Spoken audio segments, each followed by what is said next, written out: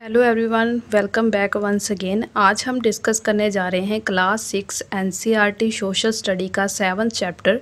उसके मैंने कुछ एमसीक्यूज़ बनाए हैं जो कि आपको हेल्प करेंगे सीटेट एग्ज़ाम में कि आपको कैसे सॉल्व करने हैं और एग्ज़ाम में क्वेश्चन कैसे पूछे जाते हैं। तो चलिए डिस्कस करते हैं। यहाँ सबसे पहले दिया गया है फर्स्ट क्वेश्चन, निम्न में से किसकी सहायता से चंद्रगुप्त मौर्य ने साम्राज्य की स्थापना की। फर्स्ट है मैक्सथनीज, सेकेंड है कौटिल्य, थर्ड है विश्वदत्त और फोर्थ है पलनी। तो इसका राइट जो आंसर है कौटिल्य, क्योंकि वो उसके राज दरबार में मंत्री हुआ करता था और उसकी हेल्प से ही चंद्रगुप्त मौर्य ने अपने साम्राज्य की स्थापना की थी।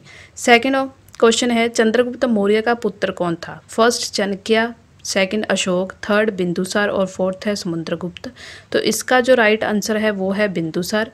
सबसे पहले चंद्रगुप्त मौर्य आया, फिर उसके बाद बिंदुसार आया, उसके बाद समुद्रगुप्त आया, उसके बाद अशोक आया। चाणक्य तो है नहीं था। तो ये चारे ही बहुत इंपॉर्टेंट है। तो ये इसमें जो राइट आंसर हुआ वो है बिंदुसार।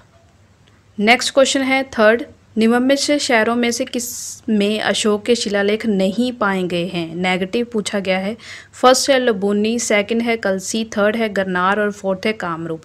तो अगर आपने एनसीईआरटी नहीं पढ़ी है तो आप प्ले लिस्ट में जाकर 6th क्लास की एनसीईआरटी चैप्टर नंबर 7 पढ़ सकते हैं। वहाँ पर एक मैप दिया गया है जिसमें मैंने डिस्कस किया है कि अशोक के शिलालेख कहाँ कहाँ पाए गए, यानी कि कौन कौन से शहरों में पाए गए। और तब वहाँ से आपको, अगर आपने वो मैप देखा होगा तभी आप ये क्वेश्चन सॉल्व कर पाएंगे। उसमें साफ साफ लिखा हुआ है कि लुम्बिनी, कलसी और गरनार ये तीनों शहर है जहाँ पर अशोक के शिलालेख पाए गए हैं। कामरूप ऐसा कोई भी नाम नहीं है शहर का, तो नेगेटिव ही पूछा था। तो इसका राइट जो आंसर है वो है फोर्थ। नेक्स्ट क्वेश्चन है फोर्थ, मौर्य साम्राज्य का संस्थापक कौन था। फर्स्ट है चंद्रगुप्त, सेकंड अशोक, थर्ड बिंदुसार और फोर्थ है अजातशत्रु। तो इसका जो राइट आंसर है वो है चंद्रगुप्त। चंद्रगुप्त उसके दादे का नाम था। इस तरह चंद्रगुप्त से ही मौर्य साम्राज्य का सबसे पहले संस्थापक जो कि माना जाता है। फिफ्थ क्वेश्चन है मौर्य साम्राज्य में अपने सोने और कीमती पत्थरों के लिए निम्न में से कौन से क्षेत्रों में प्रसिद्ध थे। फर्स्ट है उत्तर पश्चिम, सेकंड है दक्षिण भारत, थर्ड है उत्तर पूर्व, फोर्थ है दक्षिण पूर्व। तो इसका राइट जो आंसर है वो है दक्षिण भारत। दक्षिण भारत जो कि सोनों और कीमती पत्थरों के लिए बहुत ही ज़्यादा प्रसिद्ध थे जब मौर्य साम्राज्य अपना शासन कर रहा था। नेक्स्ट है 6th क्वेश्चन, कौन सा गलत है। फर्स्ट है उज्जैन उत्तर पश्चिम का गेटवे था, सेकंड है तक्षशिला जो कि उत्तर से दक्षिण रूट पर है। और इसकी ऑप्शन जो है उन्होंने क्या पूछा है, कौन सा गलत है। ए ऑप्शन 1, बी सेकंड और सी है 1 और दोनों गलत हैं, डी है कोई भी नहीं। तो इसका जो राइट आंसर है ये दोनों स्टेटमेंट गलत हैं। 7th क्वेश्चन है अशोक के दादे का क्या नाम था। Option A Chandragupta Maurya, B Bindusara, C Samudragupta और डी है कोई भी नहीं। तो इसका राइट जो आंसर है वो है चंद्रगुप्त मौर्य उसके दादे का नाम था। नेक्स्ट क्वेश्चन है अर्थशास्त्र को किस भाषा में लिखा गया। ए ऑप्शन है विषादगत संस्कृति, बी है चाणक्य संस्कृति, सी है चाणक्य प्रकृति और डी है नाणक्य पाली। तो इसका जो राइट आंसर है वो है चाणक्य संस्कृति भाषा में अर्थशास्त्र को लिखा गया। नेक्स्ट 9th क्वेश्चन है शेरों के चरित्र जो रुपया पैसा पर देखते हैं कहाँ से लिया गया। ये क्वेश्चन है।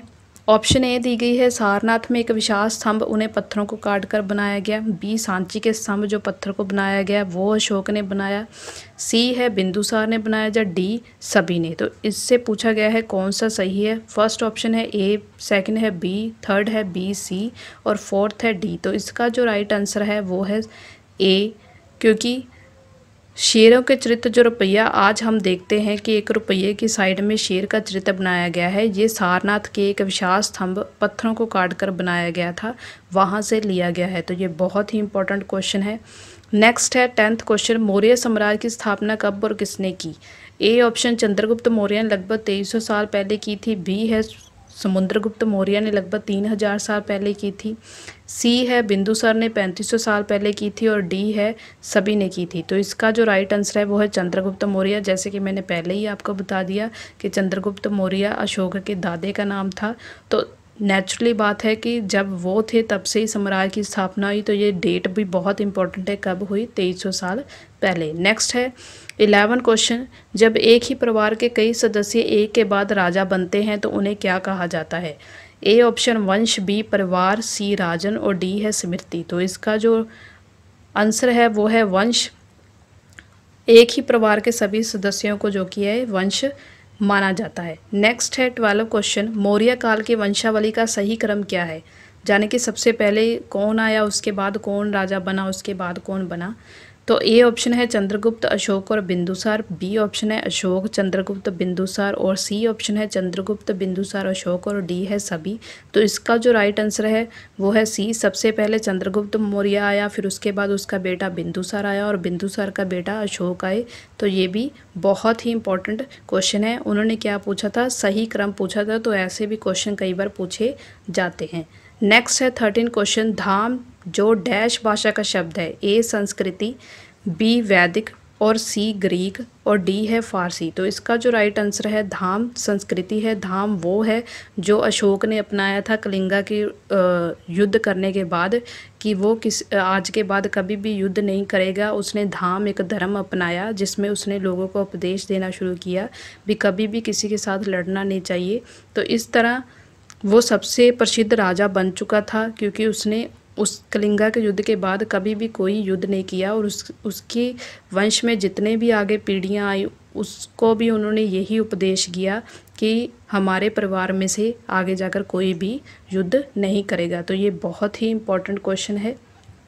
नेक्स्ट है 14 क्वेश्चन, विचार करो। ए ऑप्शन, मौर्य साम्राज्य बहुत ही बड़ा था इसलिए अलग अलग ढंग से शासन किया जाता था। इस इलाके के गांवों और शहरों के किसान, पशुपालक और व्यापारियों से कर इकट्ठा करने के लिए राजा अधिकारियों की नियुक्ति करता था। ये बिल्कुल सही है।